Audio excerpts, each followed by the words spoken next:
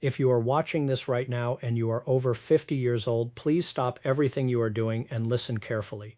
What I am about to share with you has left me questioning everything I thought I knew about memory loss and aging.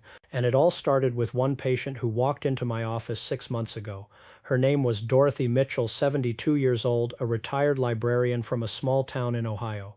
For 40 years, Dorothy organized thousands of books, remembered every title, every author, every shelf location. Her mind was her pride, but when she sat down across from me that Tuesday morning, I could see the fear in her eyes. "Dr. Harrison," she said with her voice trembling, "I went to the grocery store yesterday and forgot why I was there. I stood in the middle of the produce section for 10 minutes. 10 minutes. I could not remember if I needed apples or oranges or nothing at all. And last week I called my daughter by my sister's name. My sister has been gone for 15 years. I have been practicing medicine for over 30 years. I have seen thousands of patients walk through my door with the same terror in their eyes. That moment when you realize your mind is not what it used to be. When you walk into a room and forget why you came. When a word sits on the tip of your tongue but refuses to come out. When faces look familiar but names vanish like morning fog. For most of my career, I told patients the same thing everyone else told them. This is just part of aging. Take these supplements, do these puzzles, accept that things will slowly get worse. But what happened with Dorothy changed everything I believed, because Dorothy did something so simple, so unexpected, that within 21 days her daughter called me crying tears of joy.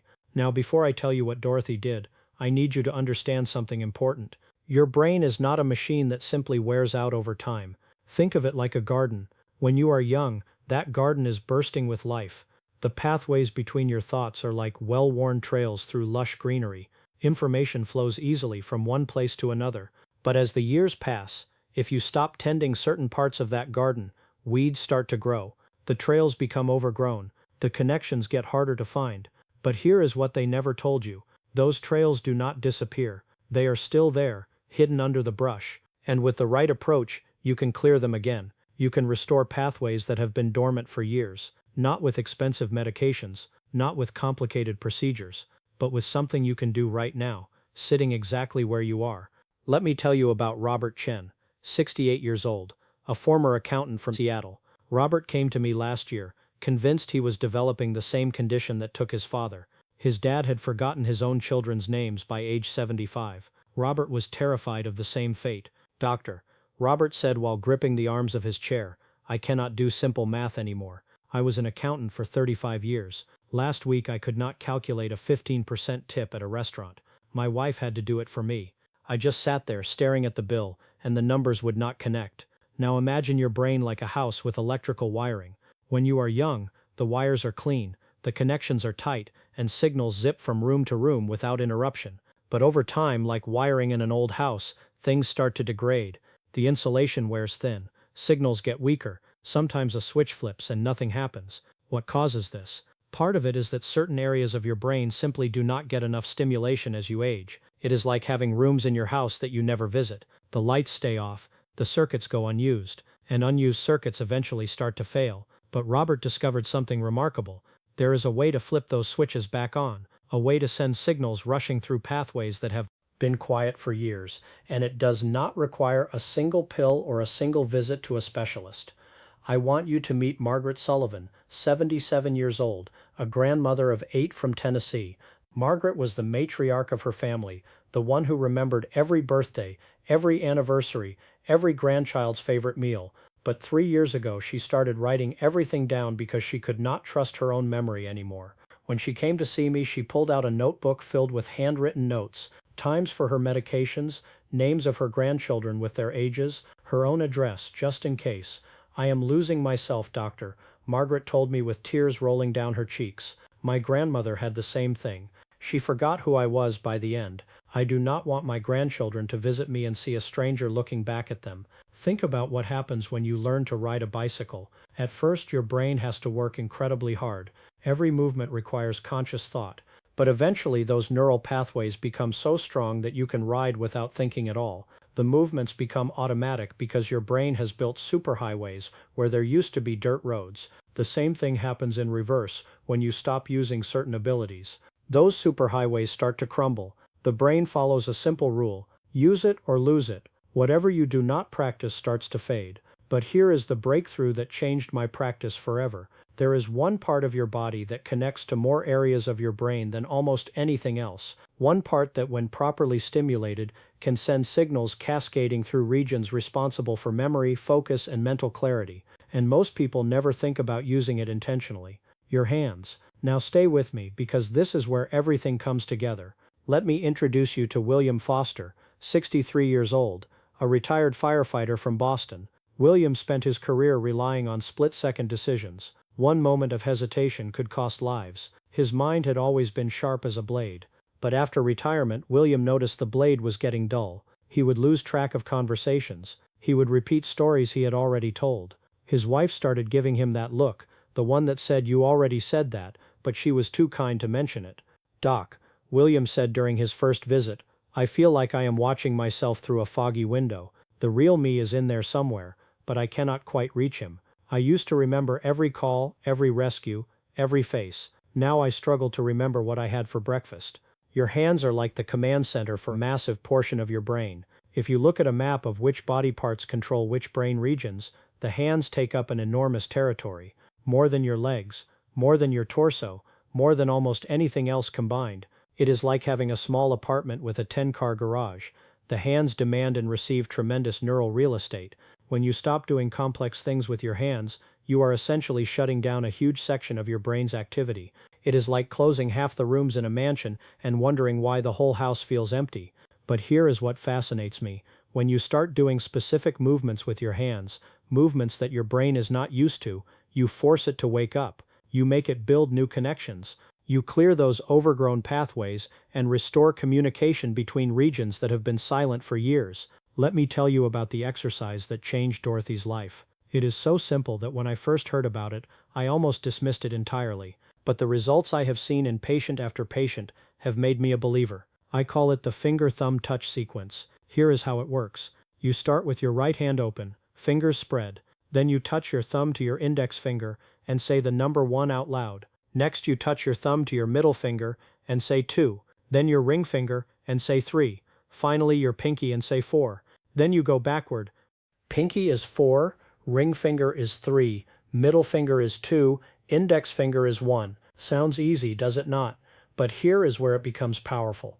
Once you can do this smoothly with your right hand, you do the same thing with your left hand. And once both hands can do it separately, you do both hands at the same time, saying the numbers together. And then comes the real challenge. You do both hands, but going in opposite directions. Your right hand goes forward, 1, 2, 3, 4, while your left hand goes backward, 4, 3, 2, 1, at the same time.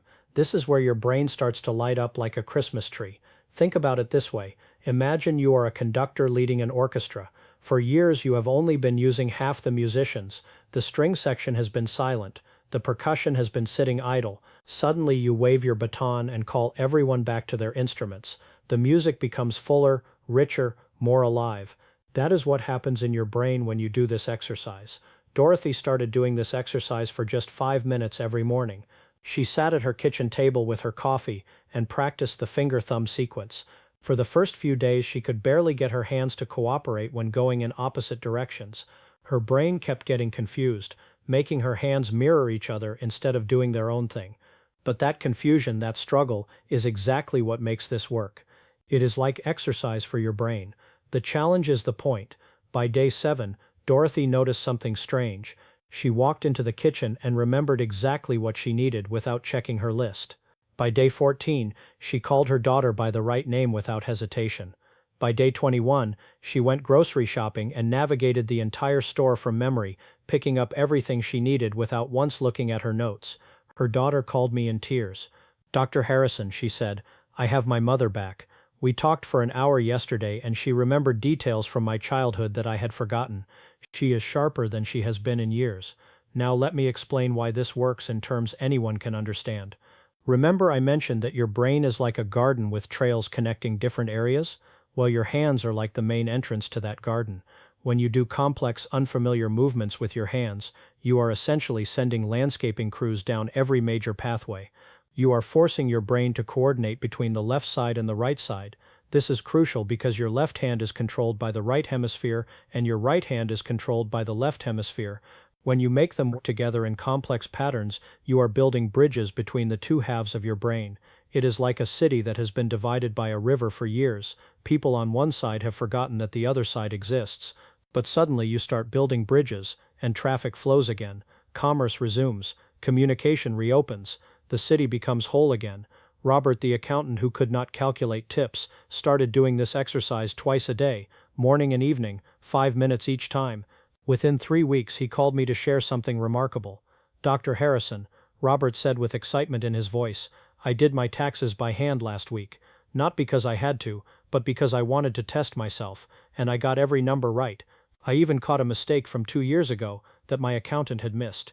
The fog is lifting." Margaret, the grandmother with the notebook full of names and dates, had perhaps the most touching results. After 1 month of consistent practice, she put the notebook in a drawer.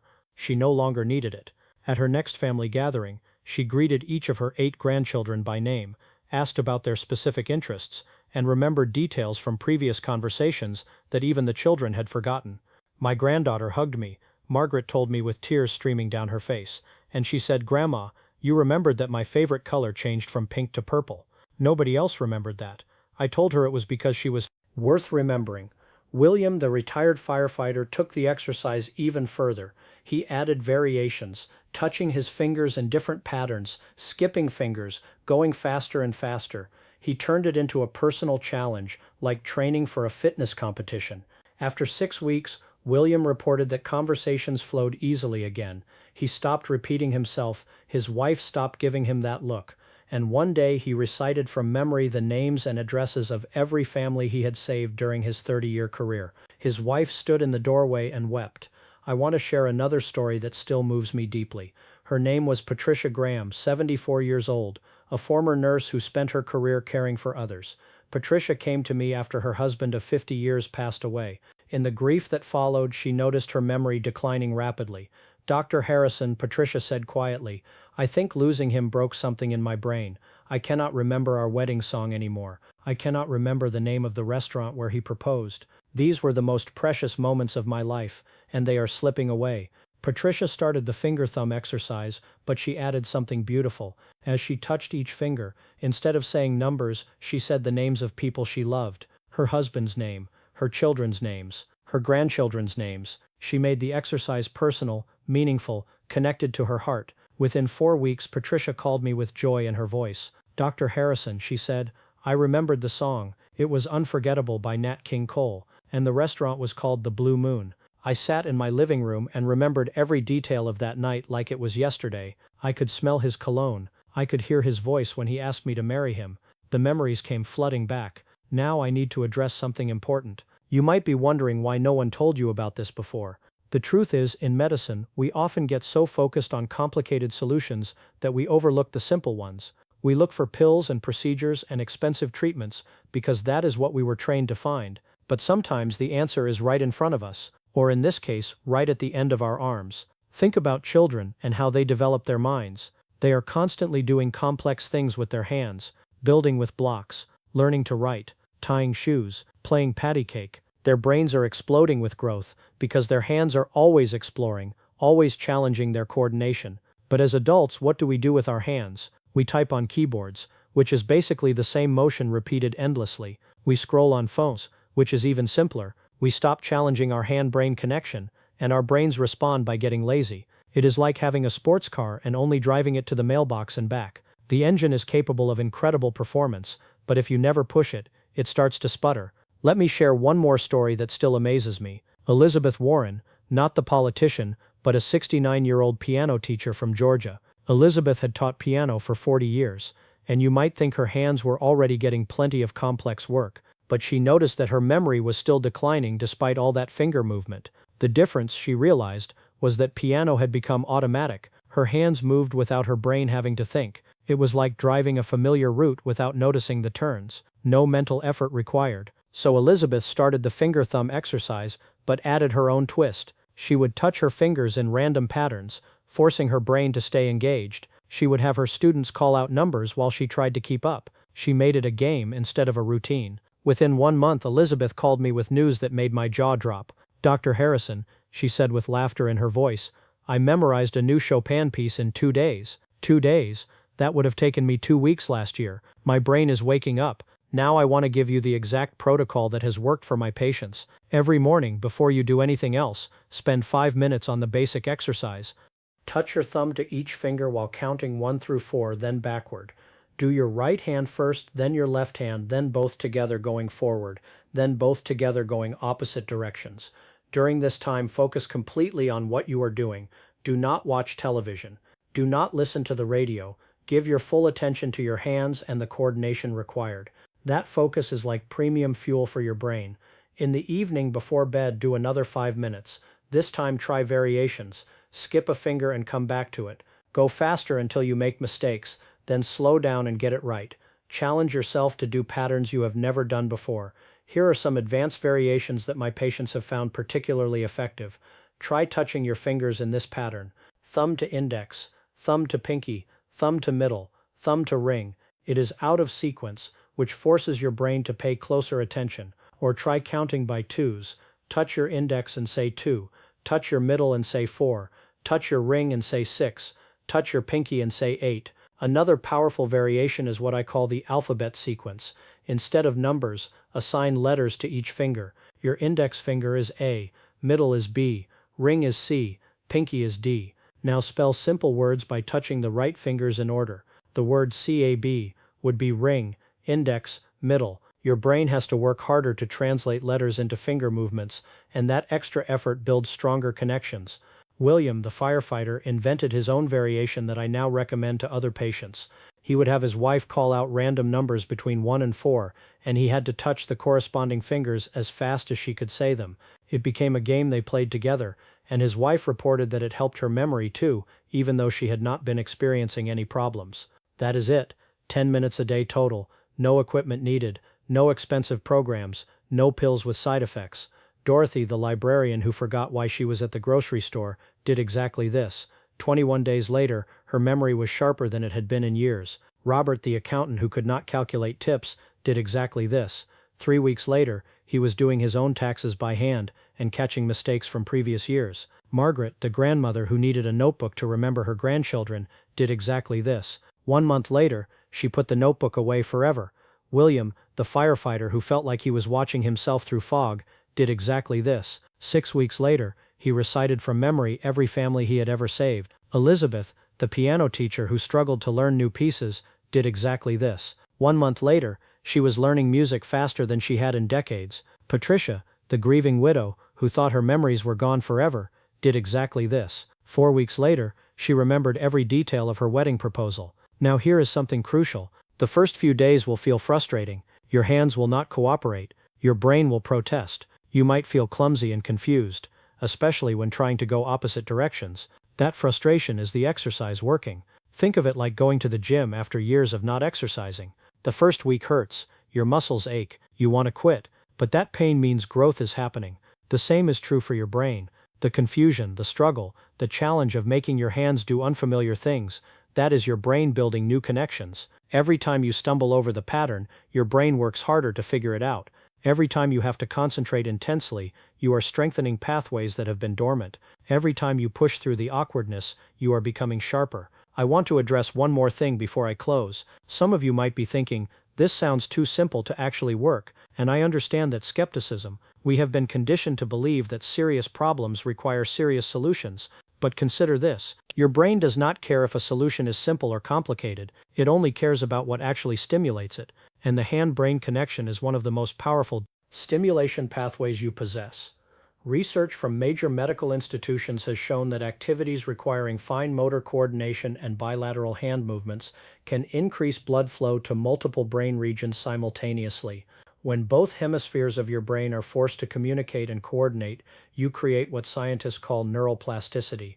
That is your brain's ability to form new connections and strengthen existing ones regardless of age. It is like watering a plant. The plant does not care if the water comes from an expensive irrigation system or a simple watering can, it just needs the water. Your brain does not care if stimulation comes from expensive therapy or a simple hand exercise, it just needs the stimulation. Dorothy understood this. When she first started the exercise, she felt silly sitting at her kitchen table touching her fingers together. Her husband asked her what on earth she was doing, but she kept going because she had tried everything else, and nothing had worked. 21 days later, her husband was asking her to teach him the exercise because he wanted whatever she had. I have now shared this exercise with over 300 patients in my practice. The results have been consistent enough that I can no longer call them coincidental. This simple hand exercise, done consistently, has helped people restore memory function that they thought was gone forever. I think about Dorothy often, that terrified woman who stood frozen in the produce section, unable to remember why she was there. Last week she sent me a letter, a handwritten letter, which in itself tells you something about her confidence in her own mind. Dr. Harrison, she wrote, I just got back from visiting my daughter in California. I navigated 3 airports, remembered all my gate numbers, and told my grandchildren stories about their mother's childhood that made them laugh until they cried. I have my mind back. I have my life back. And all I had to do was move my fingers. If you are over 50 and you have felt that creeping fear of losing your sharpness, I want you to know something. Your brain is not broken. It is not dying. It is waiting. Waiting for you to stimulate it again. Waiting for you to challenge it. Waiting for you to open those pathways that have been gathering dust. You have everything you need to start right now. Look at your hands. Those fingers have been with you your whole life, and they are connected to one of the most powerful tools for mental restoration that exists. The exercise takes 10 minutes a day. You can do it anywhere. You can do it while sitting in your chair at this very moment, and within 3 weeks you might just find yourself remembering things you thought were lost forever. Dorothy found her way back. Robert found his numbers again. Margaret found her grandchildren's names. William found his clarity. Elizabeth found her music. Patricia found her precious memories of the man she loved. What will you find when you start this journey? What memories are waiting to return? What mental sharpness is hiding just beneath the surface, ready to come back when you finally give your brain what it needs? Start today. Touch your thumb to your index finger and say 1. Touch it to your middle finger and say 2. Keep going. Do both hands. Then try opposite directions. Feel that confusion, that challenge, that struggle to coordinate? That is your brain waking up. That is new pathways forming. That is the fog beginning to lift. Your mind is worth the effort. Your memories are worth preserving. And if a simple hand exercise done for 10 minutes a day can help restore what time has clouded, then there is no reason not to try. If you know someone over 50 who has been worried about their memory, please share this with them. Sometimes the most powerful help comes in the simplest forms. A grandmother remembering her grandchildren, an accountant doing math again, a firefighter recalling every life he saved, a widow hearing her wedding song in her mind once more. These are not small victories, these are lives restored, and it started with a simple movement of the fingers. Your turn begins now.